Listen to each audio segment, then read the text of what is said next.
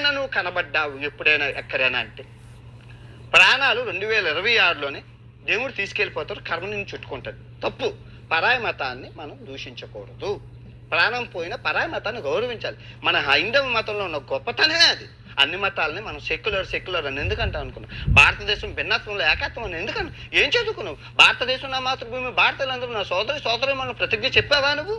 సరదాగా చూశాను వీడియో. చూస్తే నువ్వు మాట్లాడుతుంది ఏంటి, నువ్వు చెప్తుంది ఏంటి? 14 ఏళ్ళ అమ్మాయి నా చెల్లి అంటే నువ్వు అక్రమ సంబంధం ఎలా అంటగడతావు? నువ్వు చూసావా? చెల్లి అని చెప్పానా? ఫుల్ వీడియో చూడాలా? చెల్లితో అక్రమ సంబంధం ఎవరా? ఇదేనా నీ మతం నీకు నేర్పింది? ఇదేనా నీకు శ్రీకృష్ణుడు నేర్పారు? నీకు ఇదేనా నీ రాముడు నేర్పారు? బైబిల్ని అంత దారుణంగా తిట్టాల్సిన కర్మ ఏంటి నీకేంటి? ఇప్పుడు మొత్తం నువ్వేం సంసోన్ అంటే ఎవరో తెలుసా? అరే చిన్నప్పుడు పాటలు పాడుకొని ఇప్పుడు నన్ను ఏం చేయమంటావు? నీ మతం నాకు అన్నం పెట్టలేదు. నీ మతం నువ్వు ఎదవన్నారు అదవా. నీ మతం నాకు అన్నం పెట్టలేదు. నీ మతం నన్ను మా తమ్ముడికి చదివించలేదు. ఈ మతం నన్ను చదివించింది. మిషనరీ స్కూల్లో నాతో పాటు ఒక 50,000 మంది, 1,00,000 మంది దాకా చదువుకున్నారు. వాళ్ళంతా హిందువులే. మిషనరీ స్కూల్ అంటే చదువు చెప్తారు. క్రైస్తవ మతం అంటే